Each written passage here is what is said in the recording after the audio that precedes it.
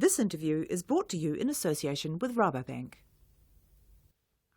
Hi there and welcome to Rural Delivery Online, where we take the opportunity to hear from those working in and for New Zealand's primary industries.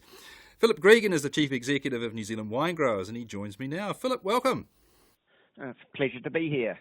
Philip, always good to talk to you. Wine is everyone's favourite topic. Tell us about the vintage recently in. People will be well aware we had a wonderful summer and that's been reflected in what we think is going to be a pretty high quality vintage when the wine gets into bottle. In terms of quantity though, we were affected by a cooler spring this year. There was some frosts, cool weather at flowering, and we were down 27% on last year, and harvest of 326,000 tonnes. In many ways, a sort of a more normal size crop than the exceptional one that we had last year. Yeah, so while it's a big percentage drop, we have to remember 2014 was a record. Despite that, though, that's some volatility. How do you manage for that when you're looking at the demand side of the business, which is critical to keeping your price up? So when you've got a big swing in terms of the volumes available, how do you manage that to make sure you maintain your premium? Well, that's quite a subject of discussion in the industry at the moment. Between vintage 13 and 14, we went up 100,000 tonnes. This year we've gone down 119,000 tonnes. So it is a challenge for the industry. The benefit we have, of course, is that we can hold stock. That the vintages don't have to be sold within 12 months. So wineries this year will manage that the downturn in production as best they can by drawing down on the stock that they have. But that can only take them so far, and you can only do it so long as the stock's there. So I think the industry certainly will be looking forward to a bigger vintage next year, but time will tell on that front. Okay, now how does it look? Take a varietal picture here, and I assume a big chunk of the vintage will have been Sauvignon Blanc, but was the drop in production across all cultivars? Did it hit one more than the others? Well, we saw the biggest reductions in production from the areas Wairarapa south. So the varieties which feature in those regions, Sauvignon Blanc, Pinot Noir, tended to be hit a little bit more heavily than varieties grown in Hawke's Bay, Gisborne and Auckland. So Chardonnay, for example, which is grown widely throughout the country, but which is, there's a lot of Chardonnay in Hawke's Bay and Gisborne, is not down quite as much as Sauvignon Blanc. Same sort of position on varieties such as Merlot, Cabernet Sauvignon, Syrah, etc., because they're grown in the northern regions. They haven't been as affected by the downturn as those varieties grown in more southern areas. Across the industry more broadly, what does profitability look like at the moment? I'm particularly interested in whether or not this is still a sector where you can be successful at all levels, whether you're a really big guy or maybe you're one of those more sort of artisan, smaller producers. Is it still a place where both can exist, where both can thrive? I think everybody in the industry would always say that profitability is not what it should be.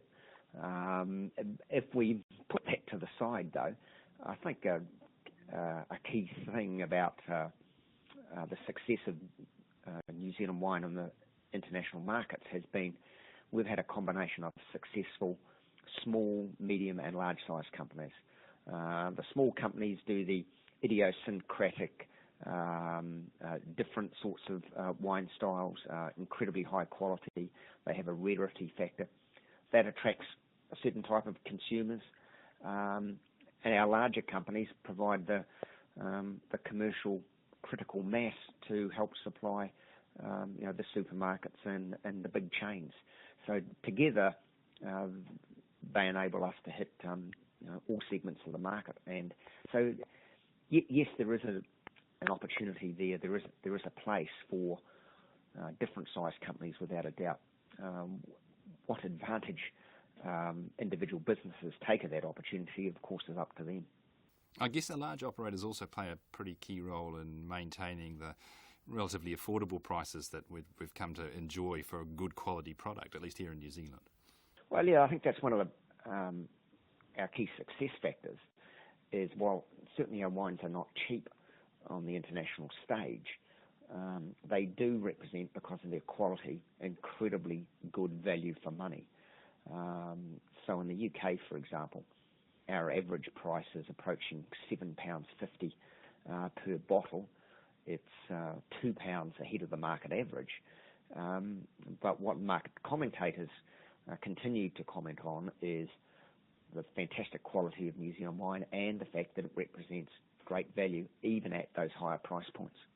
Sauvignon Blanc, obviously, still the big hero. And so much so, there's been a World Sauvignon Day, I understand, Sauvignon Blanc Day. Can you tell us about that? Yes, a World Sauvignon Blanc Day, which for us, in fact, lasted much more than one day because we celebrated it around the world, starting in New Zealand and finished some 40 hours later in San Francisco.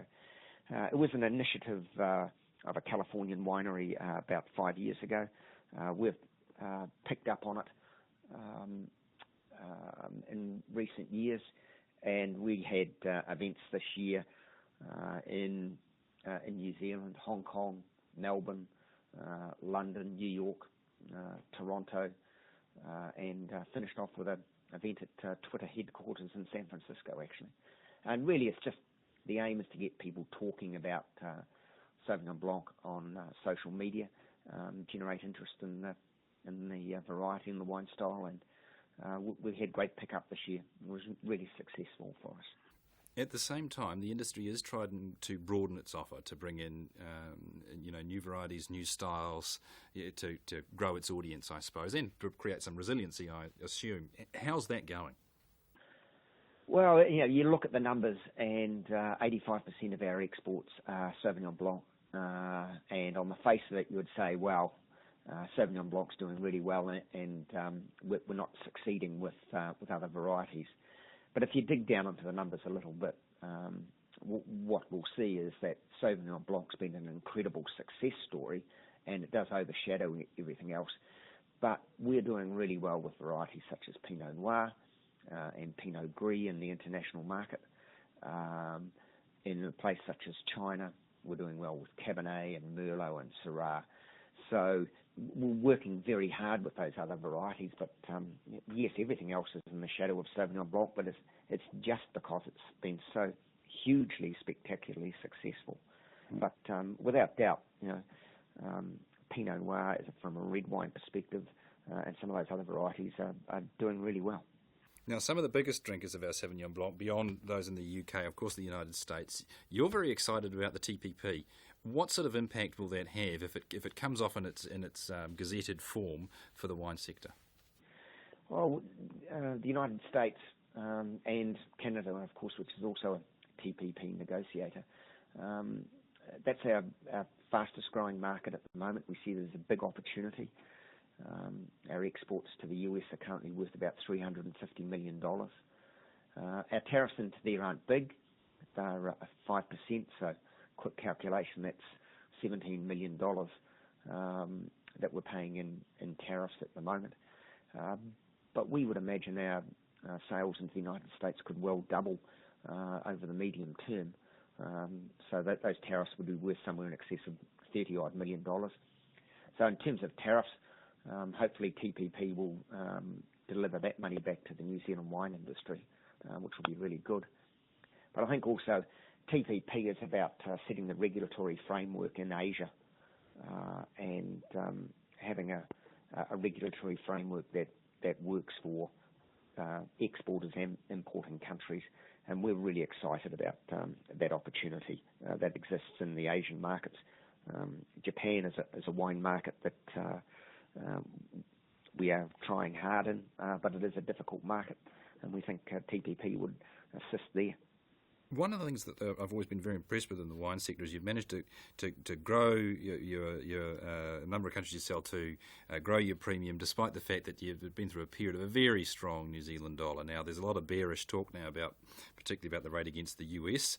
I assume you're looking forward to that coming down. If it comes down around into the sort of 60 cent range that's perhaps some people are picking it could get to, what effect would that have on profitability and volumes? Well, with our sales into the United States at $350 million, about a quarter of our exports, the US is a very important market for us. We've managed to grow our exports even at a time of the high dollar into the United States. So, we're welcoming the dollar coming down. But I think, wild swings in the dollar from nearly 90 cents last year, and now people are talking 60 cents. That makes planning from a business perspective very difficult.